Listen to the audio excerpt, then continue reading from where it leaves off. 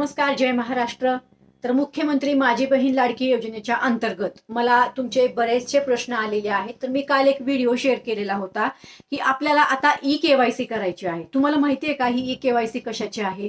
तुमचे मला बरेचसे प्रश्न आले की ताई, आम्ही बँकेची ई-केवायसी केली आहे, आम्ही राशन कार्डची ई-केवायसी केली आहे.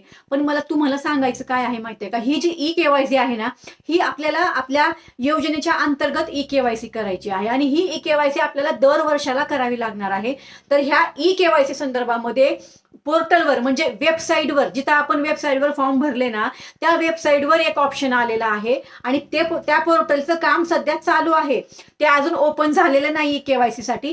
ज्या वेळेस तुम्हाला ई-केवायसी करायला सांगितलं जाईल योजनेच्या अंतर्गत, त्यावेळेस तुम्ही ई-केवायसी करायची आहे.